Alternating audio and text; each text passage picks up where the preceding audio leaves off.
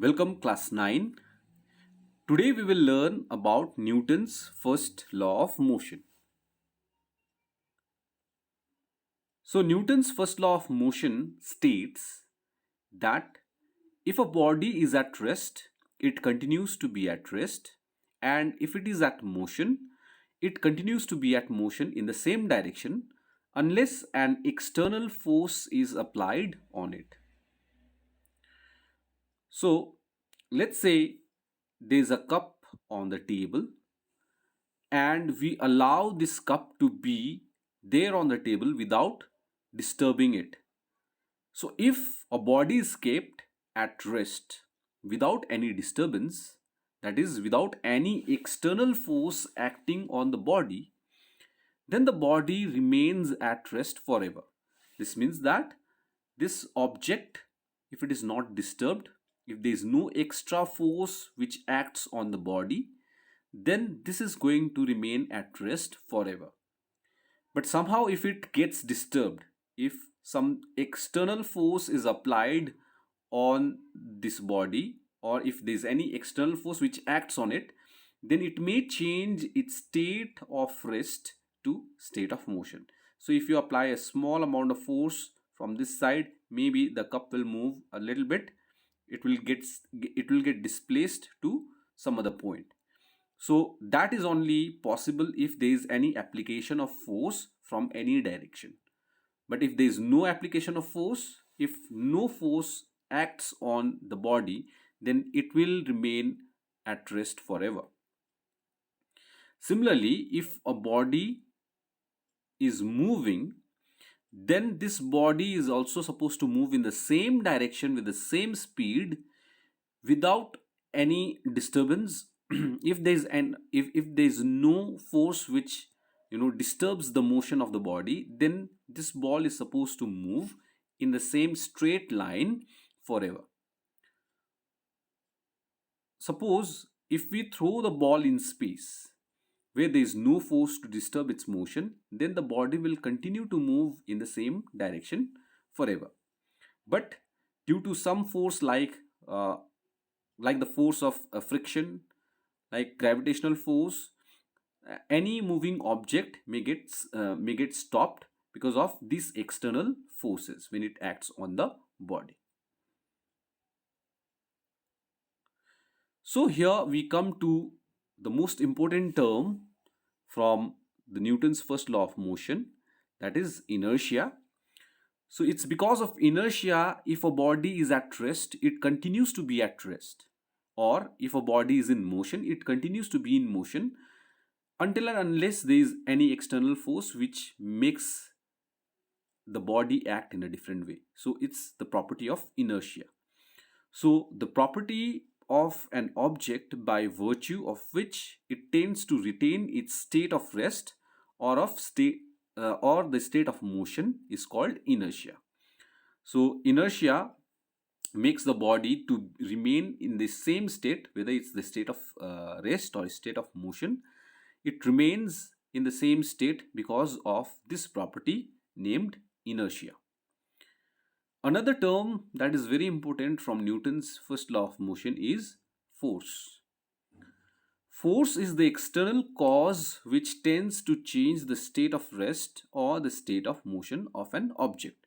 So we have learned about force earlier, but in Newton's first law of motion, we get these two terms which are very important, like inertia and force. So force is that external cause because of which the state of rest may change into state of motion, or maybe the state of motion may change into state of rest. Relation between mass and inertia. So there is a relation between mass of a body and its inertia. So greater the mass of a body, the greater is its inertia, and vice versa. Means if the mass of a body is small, then its inertia will also be small or less. If the mass of the body increases and becomes greater, then inertia of that body will also increase, and its inertia will also increase and become greater. Example, it is easy to catch a tennis ball than a cricket ball because cricket ball has more mass than tennis ball. This means that external force required to catch or to stop the cricket ball will be more than that of tennis ball. So because of the property named inertia, to stop the cricket ball becomes more tough because it has more inertia as it has more mass. And similarly, we can say it is easy to push an empty box than a loaded box, as loaded box has more mass than an empty one. So here, loaded box has more mass, therefore its inertia to be at rest will be more. So it will be hard or difficult to push the loaded box. And in comparison, it is easy to push an empty box. So we can say inertia of a body is measured by its mass. There are two types of inertia, namely inertia of rest. Inertia of rest, if a body is at rest, it continues to be at rest unless an external force acts to change its state of rest into a state of motion. So let's look at some common examples. When a bus starts moving, passenger tends to fall backward. We all have experienced this. So it's all because of inertia of rest. Also, when a hanging carpet is bitten with a stick, the dust particles start falling out of it. So here again it's because of state inertia of rest. On striking the coin at the bottom of a pile of carom coins with a striker, so when the coins are piled up this way and the striker is used, or when the striker hits the coins at the bottom, and only the lowest coin moves away while the rest of the pile remains intact. Okay, the rest of the pile remains intact, only the lowest one will move away. So it's because of the state of inertia of rest of these coins.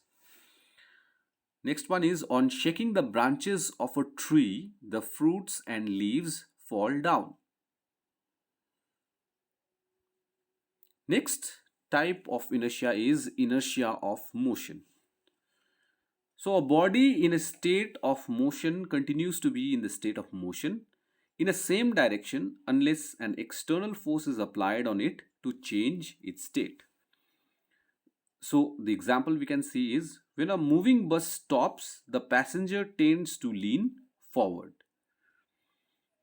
An athlete needs to run before taking a long jump.